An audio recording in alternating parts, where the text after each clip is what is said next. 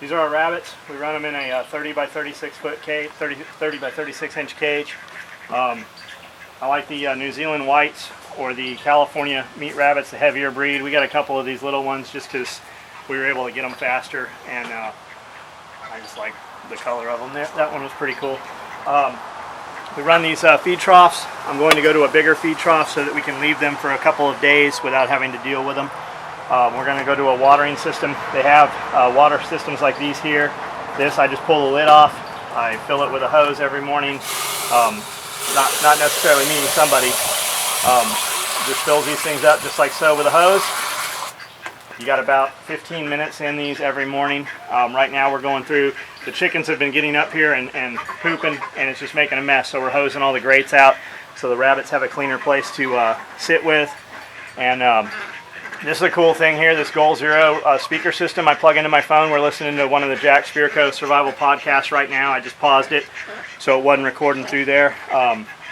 Jack Spirko survival podcast is an awesome show to listen to. Just especially while you're doing this, focus on it. And I'll forget about it and won't listen to it for weeks or a month or so, and then I go back and catch up on them. But it's just it's a mindset check. It kind of keeps you in that mode. Like, we've got the animals, we're producing the food, doing that kind of stuff. But then I go and we go do trade shows and watches and fast cars and nice clothes, and it just kind of balances you. It's just a mindset check. This patio cover here basically just runs in here on these 4x4s. It's about 16 feet by 12 feet, I think. We've got these cages just suspended off 550 cord, and then we zip tie them together so they don't swing all over the place. Poop goes down there. We really need to put some chain link around this to keep the chickens and animals out of here, because the poop is more valuable than the rabbits are. The rabbits produce babies, we can eat them. Real lean, clean meat. Easy source of protein that you can make yourself. And like, if you're not allowed to have chickens and animals where you live in the city or whatever, you could keep rabbits and your neighbors would never know they're there. They don't make any noise. There's very little smell to them. But the poop from them is just pure gold. You can put that right on your plants. It won't burn your plants. You can mix it right in. Nitrogen source. It's highly valuable. But our birds just scatter it everywhere. So we really need to chain link this off and keep the chickens out of here, which would make this a lot less cleanup. Other than that, that's what you're looking at. You can build these cages. We can get them readily available. At Tractor Supply, though, we order them in a dozen at a time, and it's just a pre-clipped kit that you just put together. We got some J-clips, so we reinforced them a little bit more. But if you were going to, you can definitely build your own cages if you don't have the money and you've got some scrap laying around. You can't afford the cages. These cages are about $36 a piece, I think. In the city, you might pay as much as $50 depending where you get them. KW Cages is a real high-end cage source. These are just whatever Tractor Supply. What are they? Have-A-Heart. I remember those from a kid as having hamsters. Have-A-Heart was a big company for that stuff. But you can definitely, this is by no means what you have to do. This is just what we did. It gets a lot of cross ventilation, a lot of air. We've kept them through the winter, coldest winters, 0-degree temperatures, never really put any supplement in with them. We just keep feeding them.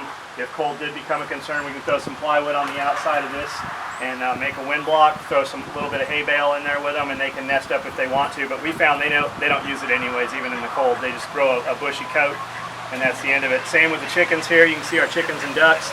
This is our little barnyard, and we just put some T-posts and some hog panels and ran a hot wire around the outside. Sebastian there, he gets shocked more than anything I've ever seen.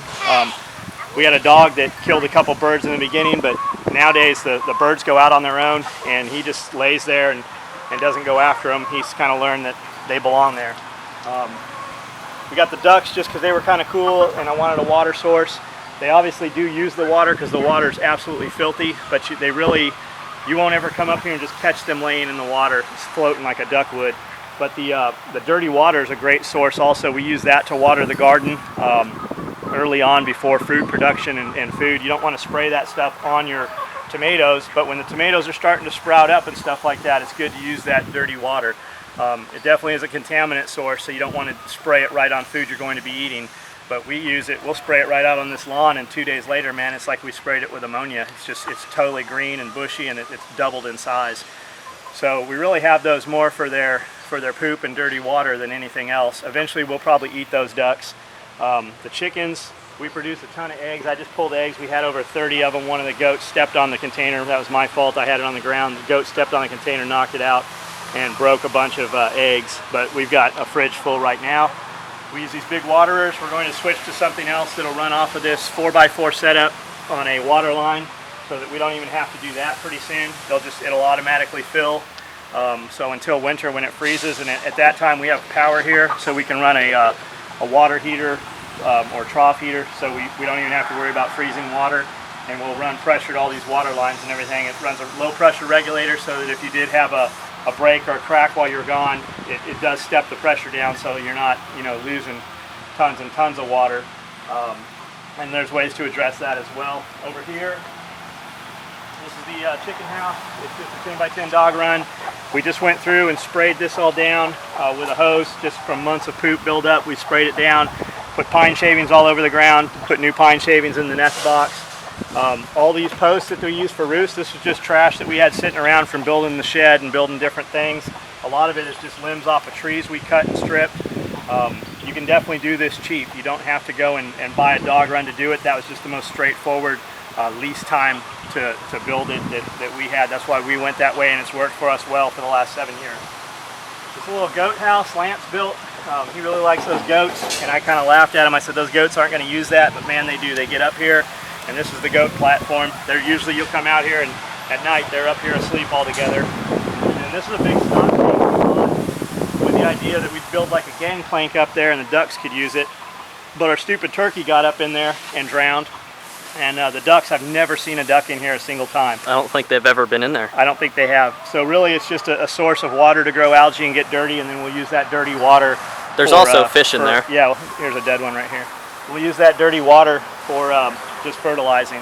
But that's just a real quick overview. You can see that the yard runs that way.